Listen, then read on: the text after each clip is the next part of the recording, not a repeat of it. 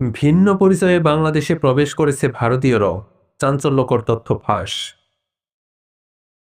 Fascist Hasina দেশ পরিচালনা করত ইন্ডিয়ান দিয়ে। দেশের প্রতিটি গুরুত্বপূর্ণ ক্ষেত্রেই হাত ছিল ভারতের পোষা বিশেষ এই বাহিনীর। ২৪-এর গণ অভ্যুত্থানে হাসিনা পালিয়ে যাবার পর অনেকেরই ধারণা ছিল বাংলাদেশ মুক্ত হয়েছে, কিন্তু ধারণাটি ভুল। এবার নতুনভাবে নতুন পরিচয়ে বাংলাদেশে প্রবেশ করেছে ইন্ডিয়ান এই বিশেষ বাহিনীর সদস্যরা।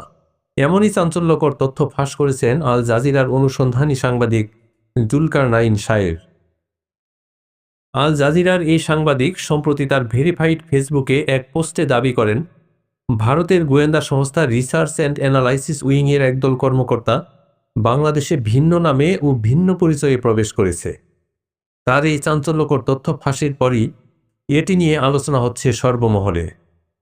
এর আগে গত ২৪শে জানুয়ারি তার আরও একটি ফেসবুক পোস্ট অনুযায়ী ভারতীয় বৈদেশিক গোয়েন্দা সংস্থা রয়ের ২ জন ঊর্ধ্বতন কর্মকর্তা ৬ই নভেম্বর ২০২৪ সালে ঢাকায় আসেন।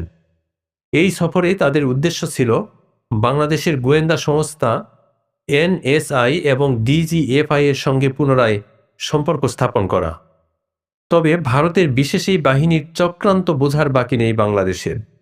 ভারতীয় যে বাংলাদেশকে অস্থিতিশীল করার প্রচেষ্টায় লিপ্ত, তাও এখন ওপেন সিক্রেট।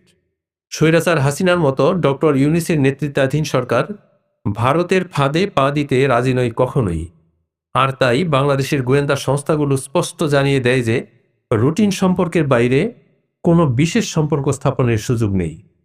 এমনকি বাংলাদেশের পক্ষ থেকে রয়ের কভার ও ডিপ কভার অপারেটরদের নিষ্ক্রিয় করার পরামর্শ দেওয়া হয় এ সময়।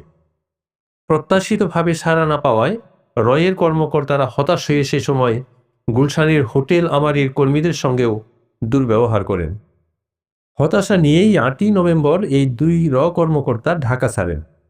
তারা বাংলাদেশ থেকে হতাশা নিয়ে ফিরে গেলেও গোপনে ঠিকই ভিন্ন পরিচয়ে বাংলাদেশে প্রবেশ করেছে ইন্ডিয়ান ভারতের এই বিশেষ বাহিনী থেকে সাবধান থাকতে হবে অন্তর্বর্তী সরকারকে, এমনটি মনে করেন বিশ্লেষকরা।